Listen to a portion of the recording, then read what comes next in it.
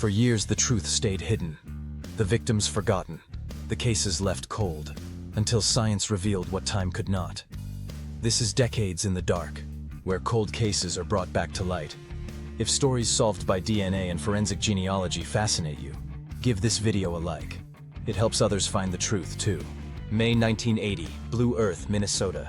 A quiet stretch of highway along I-90. A ditch. A body. She was young, naked, bruised, her head shaved, her fingernails missing.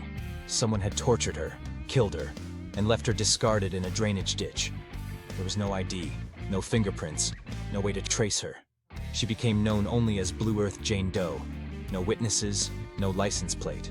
Her face was reconstructed, her details logged. But no one came forward. No one knew her name.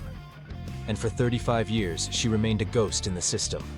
Her name was Michelle Buscha. She was born in 1962 in Bay City, Texas. One of 6 children. A creative spirit, often described as kind, curious, and independent. She had her struggles, tension at home, questions about her path, a deep desire to break free and find herself. Like many teenagers searching for meaning, Michelle left home in 1980 to hitchhike across the country. She called her family once from a payphone in North Carolina. That was the last time anyone heard her voice. At 18, Michelle was full of life and completely unprepared for the predator who would intercept her path. May 26, 1980. Michelle was seen being dropped off near the Bryceland Overpass in southern Minnesota.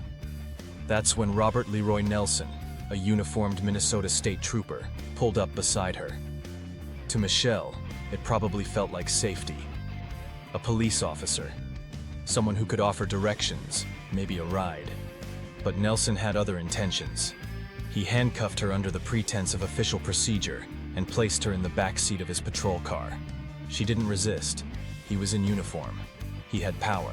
He drove her to a secluded area off the highway. There, Michelle endured a nightmare. Nelson sexually assaulted her. He beat her. He tore out all 10 of her fingernails while she was still alive. He shaved her head, leaving only a small patch at the back. Then, when he was done, he strangled her. She died in fear, in pain, in isolation, and completely alone. Afterward, Nelson dragged her body to a ditch near Interstate 90. Days later, a storm washed her remains into view, where a farmer found her lying among broken corn stalks. She was decomposed, naked, unrecognizable. The coroner could only determine that she had been murdered. No one knew her name. No one knew where to look. She was buried in an unmarked grave. The years passed. In 1984, her skull was exhumed to create a clay facial reconstruction. Still, no matches. In 2004, her full remains were exhumed again, this time for DNA extraction.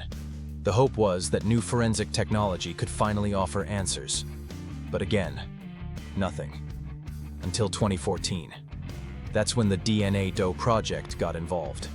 Using forensic genealogy, they uploaded her DNA to GEDmatch, a public DNA database where people voluntarily upload their test results to help solve cold cases. They didn't get a direct match, but they got something just as good: family connections. Through those matches, genealogists traced a family tree back to Texas. A name kept surfacing: Michelle Buscha. She had never been entered into CODIS. She hadn't even been officially classified as a homicide victim. She was just gone. But now, in 2015, 35 years after her murder, Blue Earth Jane Doe had her name back. That same year, investigators revisited a confession they had received decades earlier. In 1988, Robert Leroy Nelson, by then imprisoned in Texas for sexually assaulting a child, had confessed to killing a woman while he was a trooper. He gave details no one else could know: her route, her appearance, the methods, the fingernails, the head shaving. But without a known identity for the victim, prosecutors couldn't move forward. No charges were filed. Now, with Michelle identified, the case came full circle. Authorities officially named Nelson as Michelle's killer and closed the case. He was never tried for her murder, but he remains imprisoned for life in Texas. As of 2025, Robert Leroy Nelson is still alive, serving time in the Texas Department of Criminal Justice. He will likely die behind bars. Michelle's family finally laid her to rest. Her headstone now bears her name. Her story, once erased, is now part of public memory. Her case exposed more than one tragedy. It revealed how easily the vulnerable can be targeted, and how the uniform that's meant to protect can be weaponized to destroy. Robert Nelson was a state trooper, trained, trusted, and armed with both authority and opportunity. Michelle was an 18-year-old girl with no transportation, no resources, and no idea she was getting into a patrol car with a predator. For years, no one connected the dots. But science and persistence did what others failed to do. It gave Michelle her identity back. It gave her family answers.